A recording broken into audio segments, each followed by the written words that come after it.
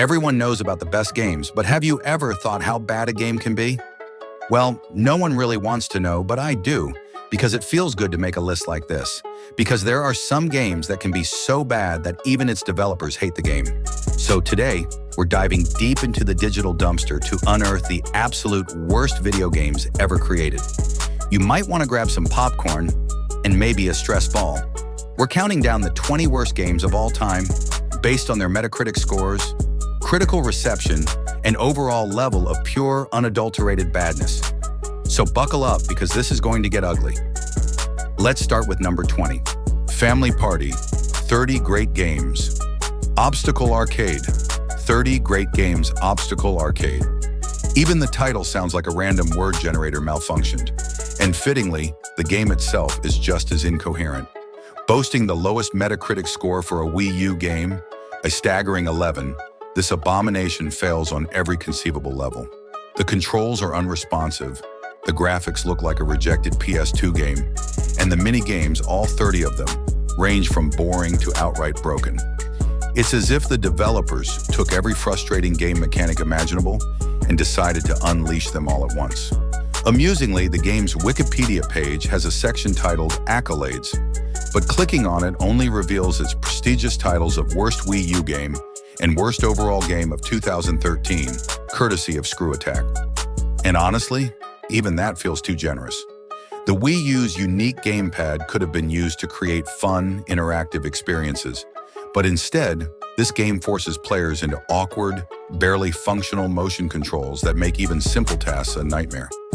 Navigating the menus is an ordeal, and playing the actual minigames, a test of patience and sanity. If you ever stumble upon this game in a bargain bin, don't buy it. In fact, do the world a favor. Take it, destroy it, and ensure no one else ever has to suffer through it. At number 19, we have the ironically self-aware Stalin vs. Martians, 2019. This game wasn't trying to be good. In fact, the developers openly admitted it was trashy. It's a parody of real-time strategy games, with over-the-top humor and ridiculous missions. It's so bad, it's almost endearing. Almost. It achieved a 25 on Metacritic and was mercifully pulled from sale after a few months. A true legend in the so bad it's good category, or just plain bad, you decide. Number 18 is NBA Unrivaled, 2009. Tecmo, a company with a decent track record in sports games, somehow managed to create this monstrosity. It's a joyless, half-hearted attempt at a basketball game that's about as fun as watching paint dry.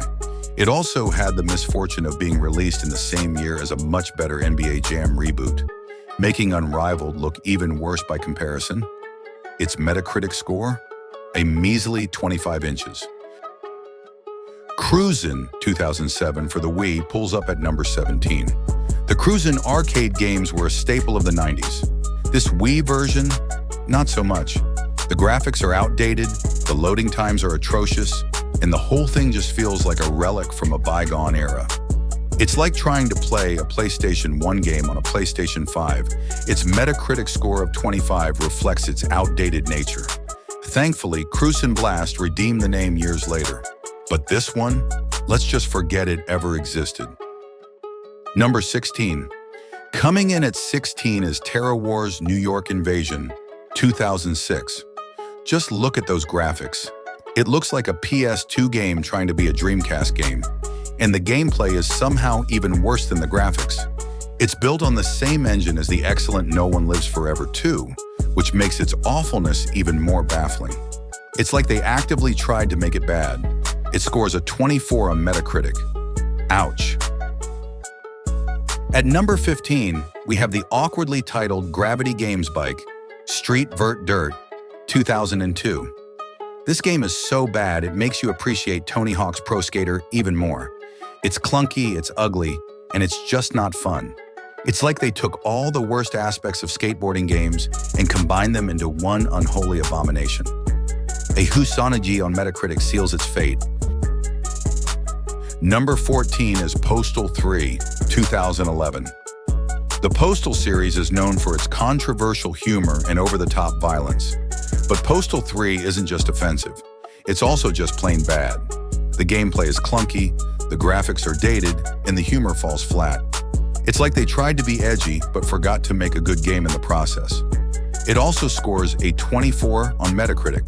Double ouch. Number 13. Game Party Champions 2012 for the Wii U stumbles in at number 13. Ah, the Wii U. Home to many shovelware titles. This is one of the worst. It's a collection of mini-games that are all bland, boring, and forgettable. Even if you're desperate for something to play on your Wii U, avoid this one at all costs. Its Metacritic score? You guessed it, 24. Pulse Racer 2003 for the original Xbox lands at number 12. Even the critics on Metacritic called this one of the worst games on the system. That's saying something. The cover art is generic, the gameplay is boring, and the whole thing just screams, "Avoid me." It scores a 24 on Metacritic. Surprise! Kicking off our top 10 at number 10 is Flat Out 3, Chaos and Destruction, 2011. The earlier Flat Out games were fun, if not spectacular. But this one, it's a disaster. The collision detection is completely broken, which is kind of a big deal for a demolition derby game. It's like playing a racing game where the cars don't actually crash. It also scores a 23 on Metacritic. Homie Rollers 2008 for the DS rolls in at number 9. This game is culturally insensitive and just plain bad. The racing is terrible, the customization is pointless, and the whole thing just feels wrong. Avoid this one at all costs. It also has a Metacritic score of 23. Charlie's Angels 2003 swoops in at number 8. The Charlie's Angels movies were surprisingly fun. This game, not so much. The graphics are awful, the gameplay is clunky, and it just fails to capture the spirit of the movies. It's like they took a great concept and completely butchered it. Metacritic. At number 7, we have Fast and Furious Showdown 2013. The Fast and Furious movies are all about fast cars and over-the-top action. This game, it's just slow and boring. It's like driving a moped in a drag race. Even fans of the movies should steer clear of this one. It scores a 22 on Metacritic. Drake of the 99 Dragons 2003 soars, or rather crashes, in at number 6. This game was supposed to be the start of a big multimedia franchise. It wasn't. The game was a complete failure, earning only a 22 on Metacritic. Critics praised the art style, kind of, but everything else about the game was a mess.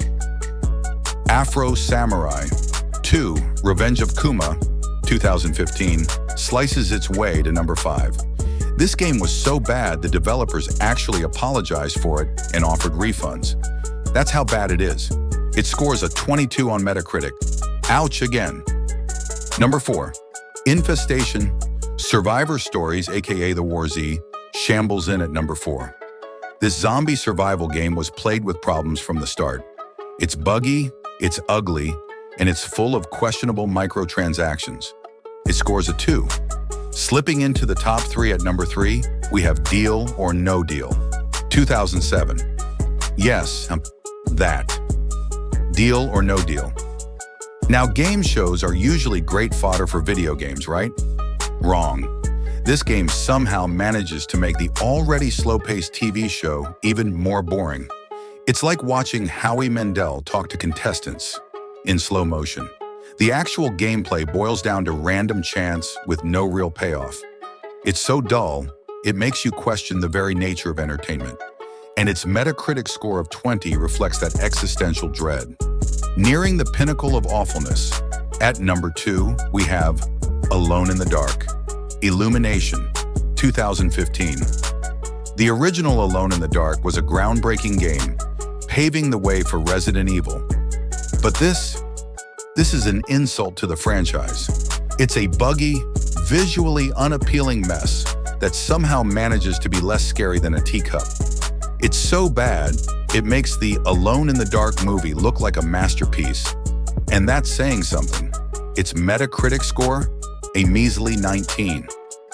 Number 1, some games are bad, and then there's Ride to Hell Retribution, a game so legendarily awful that it became a meme in its own right. Released in 2013, it felt like a desperate attempt to cash in on the popularity of Sons of Anarchy, Except Grand Theft Auto V's expansion, The Lost and Damned, had already done that, and done it well. From the moment players booted it up, it was clear Ride to Hell was a disaster. Horrible controls, broken mechanics, and laughably bad voice acting were just the tip of the iceberg. But what really cemented its infamy? The so-called romance scenes.